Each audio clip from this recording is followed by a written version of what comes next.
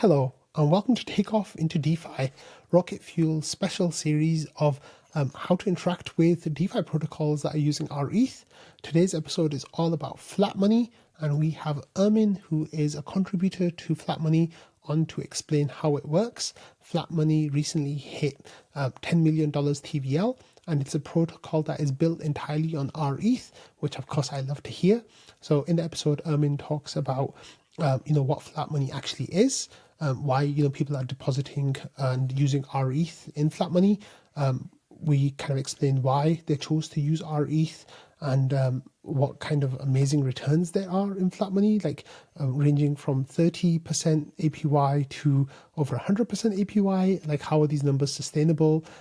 All of that is explained. And then Armin actually did a walkthrough and showed us how to use the apps and what the different sides of the protocol are and what you can kind of expect with that. So let's get started, and you can hear all about flat money from Ermin. 10, 9, ignition sequence start, 6. Hi, so let's give it over to Ermin, who's a contributor with Flat Money, and he can actually get us started with telling us about what flat money actually is, because I think there's a whole lot of confusion, Ermin, about what you guys do and what flat money is. So let's start with that. Yeah, thanks. So flat money is a protocol. We basically wanted to build a yield-bearing asset or a flat coin, and the name flat coin is basically trying to be flat with the purchasing power. So essentially, an asset that beats inflation over time. So when we looked at designing it, we wanted to build it with the best collateral in mind. And if you're building on Ethereum, you think ETH. But then obviously there's like efficiency gains that you can get by earning staking yields. So we wanted to go with the best and most decentralized liquid staking asset, which was Rocket Pool's rETH. And that's the only asset that's used, and 100%. The whole protocol is fully collateralized by rETH. So Unit is the yield bearing flat coin. And essentially the whole protocol, there are two sides to it. So the Unit side is the low volatility yield bearing side, and then the counterparty, the other side, is the high volatility or leveraged per trading side, essentially where users can go leverage long on rETH. So essentially, when users come in, they go long on rETH, that generates yield for Unit and act as a counterparty to those leverage traders. So that's the high level overview, and it's just generating a very good yield at the moment, especially with the current market conditions. So some of the yield numbers, when you see them, they're absolutely like phenomenal. Like, so on the low volatility side, I see numbers like 30%, I think. And then on the high volatility side or leverage side, sorry, I see numbers above 100%. So how does that work exactly? Like, where do those numbers come from? Yeah, so the yield is always coming to the Unit side. The instantaneous one, there's essentially a funding rate that's balancing those two markets. So while 30% is instantaneous in the last month, it's earned 80% APY. And the reason why it's higher is so Unit holders, it's basically essentially like a stable yield. They earn the funding rate, but they also earn the trading fees from the traders on the high volatility on the leverage side. And so that's how we're able to generate those yields. And I know whenever you see, we've even had over 100% APYs just earlier. And whenever people see those numbers, they think, okay, well, what's going on here? Is this actually real or is it sustainable? And the answer is yes. It's extremely capital efficient. And there's no leakage of value outside to any external dexes or centralized exchanges, and some other protocols do that. But yeah, we achieve this delta neutral, which is basically long and short rETH position with Unit through those two markets, and all the value is captured within the protocol. That's so cool. Okay, so let's talk about those two different paths. Okay, so I want to come in to Flat Money, and I want to put my rETH in the low volatility side of it. Can you kind of explain what the steps are of what's actually happening when I press like deposit, or what I actually press to happen? Yeah, so like from the user point of view, it's very straightforward. You just take your rETH and you deposit it on the unit side. Now, as soon as you do that, you're stripped out of majority of the volatility of ETH and rETH. So you might be a little bit net long or a little bit net short by a few percent, but you're mostly hovering around basically no volatility.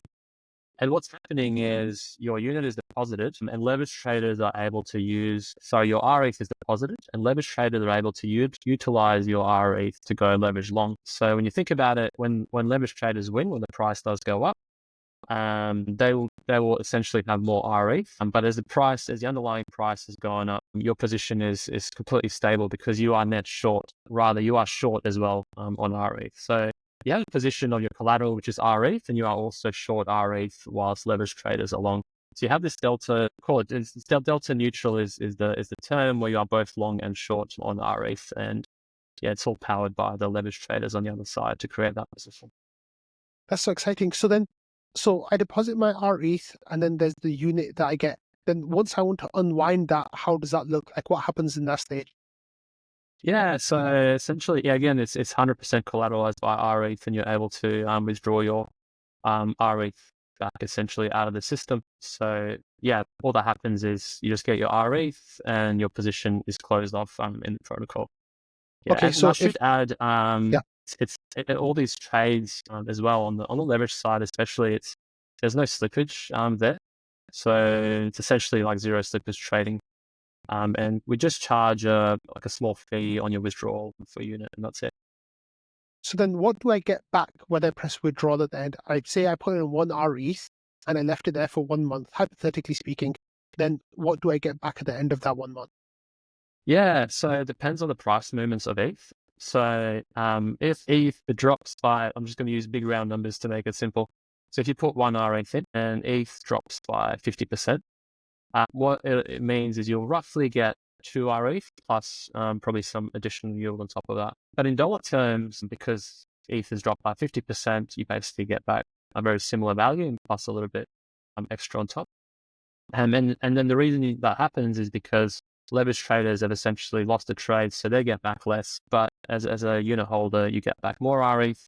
But it's the same the other way around. If ETH doubles in value, leverage traders have one, they get more rETH, and you get less. So you might, if the value of ETH doubles, you might get half that. But in dollar terms, plus yield. But in dollar terms, you're slightly above. So it's more like a stable yield asset. So if you're looking to stack ETH or you're looking to stack rETH, that's not the position. The position is someone who's looking for a stable yield whilst utilizing rETH. Nice. Okay. So is there anything else you want to clarify about that side, the unit side of the protocol? Yeah, I think that's essentially it. So yeah, again, it's just capturing all of these different aspects within the protocol and minimizing risk to any other assets or any other external indexes or centralized exchanges, I think is like the key here whilst using. Nice. So everything you said like happens in rETH, but can you actually interact with flat money with different collaterals? Yeah, so you're able to deposit a USDC or rETH, but actually what happens underneath, everything is settled in rETH. So, if you deposit a USDC as collateral, essentially the swap happens underneath to basically swap to rETH and deposit rETH. And so like from a user experience, it's very easy, even if you don't have rETH, so you're not sure how to acquire rETH. And I should say, I probably should have said this at the start, we're deployed in Base. Yes, sure. So yeah, right now I think Flat Money has probably around half of the rETH on Base, and that liquidity there is very important as well for people that want to swap in and out as well. Nice. And it is growing as well, which is nice to see. Yeah, which is awesome. Yeah, you just hit your 10 million the TVL mark, which is amazing to see. So let's now talk about the other side, the more leverage side. So say let's go back to me having one rETH. I come to Flat Money and I want to do the leverage stuff. What do I do? Like when I deposit rETH, what happens there? Yeah, so let's say you want to go 2x long on rETH. So you can deposit one rETH with collateral and then you just select 2x. And underneath what happens is your one rETH is deposited as margin. And that additional rETH is being used from unit or the low volatility side depositors. So you basically utilize their rETH to go leverage long. So one rETH is essentially borrowed from unit holders, and then one rETH is provided as collateral to give you exposure to basically 2x. And what And happens, that's, like if, yeah, sorry, carry on. that's okay. And I was going to say, just the big thing I think is, so right now it's zero slippage. And I think right now you're able to do that at something like, hundreds of rETH you can essentially do. So I think about 1.5 million is the available liquidity to go long. And I do think that's definitely the best. If you're looking to leverage long ETH, this is probably the best place to do it on base. And I would say even like on chain, it's one of the best places to do it as well. That's amazing. So what kind of, like, what's the max leverage that person could take? Yeah, and so we cap it at 25x, but it's really up to the individual. How far to push it. Mhm. Because there's like all sorts of people, and there's we see lots of traders trying to build models, and some of them might even be hedging, using other products as well. So there's a lot of cool stuff happening in DeFi, and this is just a tool that people can use. And can people also use flat money to short ETH as well, or is it just long the way it works? No, yeah, it's just long only. There's no short side. So essentially, the short side is utilized by unit holders. And again, it's delta neutral because they take the short side, but they're also collateralized with rETH, so they're neutral. Yeah, that makes sense. So let's go through that journey again of like what happens if you deposit like one rETH and say that, you go 5 times long, or what's happening at the back end when you deposit your rETH? Yeah, so if you want to go 5x long, you deposit one rETH, and then 4 rETH is borrowed from unit depositors to give you exposure of 5 rETH in total. Okay, and then is there any kind of like liquidation risk? How does that happen? Yeah, of course. Yeah, so like any margin product, that's just the most important thing. So Mhm. like any margin product, if the underlying market is decreasing in value, if it's going down, then yeah, you're essentially hit your liquidation limits. So it's always thing that people should be more cautious with for sure. One efficiency gain with this is by using rETH as margin is that you don't need to borrow as much. So I mean, this is happening more and more now in DeFi. Not collateralizing with rETH, it just means you need to borrow less to get the same exposure, which is actually cheaper to do as well. Nice. And then what kind of like the payment that you pay for going long, how's that calculated? Like, how's that all worked out? Yeah, so it's 0.08% to basically open the position and close the position Oh, wow. Okay. Yeah. on So your sides. that's really interesting because, like, for example, on something like Aave and Mainnet, the rate that you pay for borrowing, or I guess applying ETH as well, fluctuates. And sometimes Mm. going long with our ETH can be profitable, like through a looping strategy, but most of the time it's actually been unprofitable to do that, right? Like, so how is Flat Money able to do that when like other protocols can't do that? Yeah, actually, I should clarify a bit further. So there are two Uh, fees, right? So one is like the entry and exit fee, 0.08%. But the second one is the funding rate, which is like the standard continuous perpetual fee that you pay. That depends on the market conditions. So right now that's at 30% a year. And again, it's a little bit cheaper compared to say going long using say USDC collateral. Where if you want to go 5x, you need to borrow 5 times the amount. Whereas here, if you want to go 5x, you need to borrow 4 times the amount. And yeah, like you can definitely achieve sort of similar things with Aave, but there, what you have to do if you want to go say 5x, you have to like loop your position. It's less capital efficient from a point of view that you need to borrow an amount. You can't borrow as much as you want to go 5x, so you need to actually loop it and that leverage position, which becomes complex and actually becomes more difficult to manage. mhm. I personally wouldn't. And I don't think you can't even achieve 5x on Aave, for example. You're probably in liquidation immediately, or very close to, I believe. Yeah, I understand. Okay, so you said earlier that you guys chose rETH for settling on the back end. Like, why did you choose that? I know you kind of mentioned it a little bit before, but can you go into a bit more detail about that? Yeah, I mean, like what we wanted to build was like a new primitive that was going to be here basically forever. Like, something that you build and you never have to the protocol will just run regardless. And de-risk it as much as possible, and choosing the right collateral is like the most important thing, I feel. So when you compare Rocket Pool to liquid staking token to some other competitors, there's no real match, I feel, in terms of like the number of node operators, like your slashing risk. And I know like from attending some Rocket Pool events, all of this stuff is taken very seriously. Whereas I don't think there's as much consideration with some other protocols. Yeah. Yeah, So just that makes building sense. on the safest collateral we can. Yeah. Let's talk a little bit about like the protocol, like security. Like what kind of like security audits have there been? Like, how long has the protocol been running for? Have there been any hacks or anything like that in that time? Can you explain a No, little bit about that? no, yeah. And just to sort of give some context. So I also co-founded DHedge, and DHedge is an asset management, on-chain asset management protocol that's been running since 2020. So the team is like very experienced and takes security very seriously. So Flat Money has gone through a couple of we did a major audit with Sherlock, a big public audit. We've also got another one coming up now as well. So, and yeah, it's been running since I believe April of this year as well. And so all these, and we have a bug bounty as well through Sherlock also. So that's available for anyone. So yeah, like this stuff is just like a continuous process, continuous audits, iterations as well. Obviously, like in DeFi, nothing is zero risk, and I'm never going to Hmm. claim that. Yeah, of But yeah, we course. do our best to follow best practices.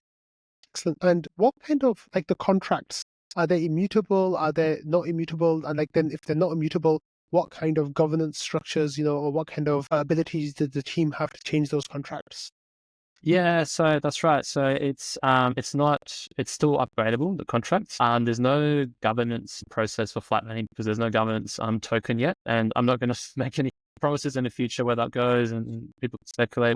I'll say we have to be able to, when you go leverage long, you can earn flat money points at the moment. And we've had a couple of seasons in the past for flat money points for those people that have known about flat money for a little while now, and will continue with future seasons in the future, and that will evolve. But yeah, like I think the goal eventually is to have a governance process.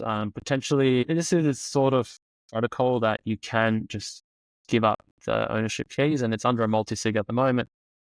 But yeah, you can definitely just kind of burn that ownership in the future, and the protocol will just continue to run, I think. Nice. That's So cool. yeah, I there are like to hear plans. that. Yeah. So, can we take a couple of minutes and you can kind of like give us a tour of the website and show Yeah, sure. what it looks like to open a position on the leverage side, what it looks like to open a position on the stable side, and just show us like Yeah, why not? Let's go through it. Yeah, let me know if you can see that. yeah, that's just like your So landing page, yeah, so just a flat.money. landing page. And up here we've got basically the two markets, which is the rETH perp, the leverage long side, as well as the unit side, the less or the stable side. And then what I'll do, maybe I'll just go through some of the analytics to kind of help visualize what's happening in the protocol at the moment. So maybe starting with the leverage long perp side. So this looks, more or less like a typical perp trading exchange, but there's only one market. It's just rETH, because again, the whole market, everything is just backed by rETH. You can deposit collateral here, and like I said earlier, there are several options, but at the end of the day, everything settles in rETH. So whether you choose ETH or USDC, it's like at the end of the day, it swaps to rETH. So to go leverage long, you just deposit, one rETH, and you just select your leverage. So for 2x, it's pretty straightforward. You have a margin of 1 rETH, and then your total size is 2 rETH, and that 1 rETH difference is what you're basically borrowing from unit holders. Um, how to, and I'll say we have this constant leverage side as well. And this is powered by Taurus, which is built on top of DHedge smart contracts. Because what happens is if you go 2x and the price goes up, your real leverage is decreasing over time. And what this does is it'll continue to re-leverage to maintain constant leverage. And it starts to look like a power perpetual as you do that. And you can access these products on Taurus Finance as well, and these have been quite popular also. Nice. Yeah. So that's On the it. unit, yeah, pretty straightforward, right? Does it tell you? I'm sorry.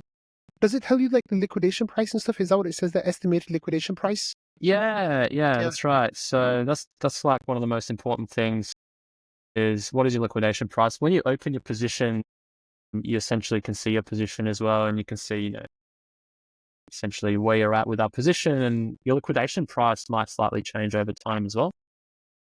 And it depends on the funding rate also. So yeah, this is essentially how much this is costing you annually. And yeah, it's obviously something you need to keep an eye on, especially if you're using higher leverage. And on the top, next to funding rates, it says open interest, and it says 1,801 rETH. What does that mean? Yeah, so right now, so if I was to open that position of 1 rETH from 2x, I would increase this open interest by 1 rETH. So right now we've got 1,800 and about 8 million in open interest. Nice. Okay. Yeah. Cool. Yeah. And yeah, I'll say the other thing, like I mentioned, The is points. you're rewarded with those flat money points as well. So that's When you flat open these 50 positions. flat money points per rETH traded. Yep. So it doesn't matter how long your position is open for. It's just every time you That's trade right. it, you get it. Okay. That's right. So yeah. So when you trade, obviously, it's creating value for unit holders as well. And it's just a way to kind of incentivize this side of things as well. Nice. And Can we the other look at the unit side, side? yeah, let's jump to the unit side. So this is the low volatility side, and you can see so one thing that we did, whether it's right or wrong, because it is confusing for people sometimes, the unit price basically started at the rETH price when we first launched the market. Maybe the smarter thing would have been to start it at $1, but here we are. Because people kind of confused if they think it looks like it's close to the rETH price or ETH price. Is this like an ETH yield product? But it's not. So you can see kind of this is over the last month. It was trading at about $3,900, and now it's at $4,100. So this is essentially earning this funding rate yield as well as all the trading fees from the leverage traders. And even though the funding rate is 31%, like over the last week, it's earned close to 70%, and over the last month, it's earned close to 80%. And that's just when you compound the funding rate and the trading fees together. Like everything is captured by unit holders, like 100% of it. Very And the nice. other thing, and the other thing is the market exposure. Like this is kind of important as well. And and again, the protocol makes sure to bring this down to zero by adjusting this funding rate, this instantaneous funding rate constantly. So this is always updating and changing per block essentially. And if you wanna mint unit, you can do it with like USDC, but again, it's swapped to rETH in the background. So yeah, all that happens is if you got say 1,000 USDC, you get 0.242 unit, and yeah, which is roughly and again, this will swap to rETH underneath, and essentially kind of get unit. So the slippage that you might incur here might happen on the swap from unit to from USDC to rETH as you deposit into unit. But there's no fee to mint and a 0.1% fee to redeem on the other side. That's it. And is there anything that I can do in DeFi or anything with the unit that I mint here? Like, can I stack it? Yeah, so this is what we're working with right now. So it was important for us to first kind of establish. One is make sure like all the market dynamics, everything looks okay, and we've been through like a lot of volatility, and unit has held up. So the next step is really to integrate unit within DeFi, external DeFi protocols. So if you imagine you could borrow against your unit. So if you could lend your unit that's earning 50% plus yield and borrow USDC, that might cost you between 5 and 10%. You could essentially leverage yield or Lip power farm. Yeah, you could. That's Yeah. like one thing you could do. Or you can do like other things with it as well. Like maybe you still want you want to earn this yield, but you still want exposure to rETH. That might be possible as well. And we can kind of stack your rETH yields with unit on top. So there's like a lot of stuff that we can do, and now we're working to go towards that.